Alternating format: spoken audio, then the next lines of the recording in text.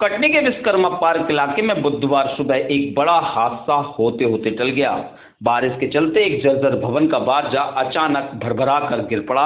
गनीमत यह रही कि घटना के वक्त वहां कोई मौजूद नहीं था, वरना जानमाल का गंभीर नुकसान हो सकता था। मिली जानकारी के मुताबिक हादसे के बाद मौके पर मौजूद लोगों में अफरा तफरा मच गई और लोगों में दहशत का माहौल बन गया। अगर कोई वहां खड़ा होता तो बहुत बड़ी अनहोनी हो सकती थी। न्यूज वॉइस ऑफ इंडिया की पड़ताल में चौंकाने वाली जानकारी सामने आई है। नगर निगम ने कटनी शहर के 45 वार्डों में से 64 भवन चिन्हित किए गए हैं जो कभी भी हादसे को न्योता दे सकते हैं। इन भवनों के मालिकों को नोटिस भी भेजे जा चुके हैं। इस पूरे मामले पर नगर निगम आयुक्त ने बताया, शासन के नियमानुसार जर्जर भवनों को चिन्हांकन किया गया है। जो भवन अति जर्जर हैं उन्हें तोड़ने की कवायद जल्द शुरू की जाएगी। फिलहाल अति जर्जर भवनों में निवासरत लोगों को नोटिस भेजकर सुरक्षित स्थानों पर जाने को कहा गया है। वहीं कटनी जिले में लगातार हो रही तेज बारिश ने इन जर्जर भवनों से खतरे को और बढ़ा दिया है।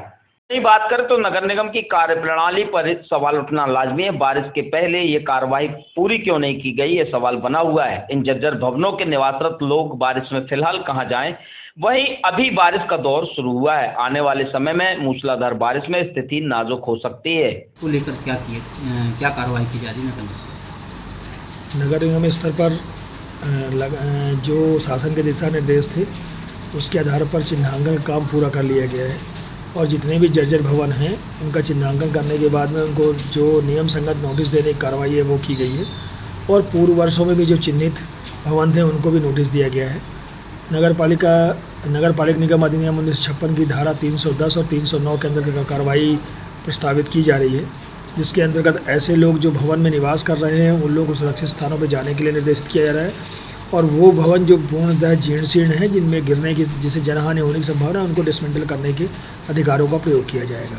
सर, लंबे वक्त से नोटिस की कार्रवाई चली, लेकिन जर्जर भवन जिस तरह से आज सज्जा गिर गया है, बहुत से प्रकरणों में न्यायालयीन प्रकरण लंबित हैं, तो न्यायालयीन प्रकरणों के निराकरण के लिए रुका हुआ है मामला। कुछ जगहों में भी हम जवाब लगवा रहे हैं और मानव के रहने के लिए जो उपयुक्त नहीं है उनको ज़बरदस्ती हटाने की कार्रवाई भी की जाएगी और विदिन 15 दिन में हम जर्जर भवनों पर कार्रवाई करके कंप्लीट कर देंगे। सर, आज भी एक छज्जा गिरा है विश्वकर्मा पार्क के पास? निसंदेह वो छज्जा सुबह टाइम गिरने की सूचना आई थी।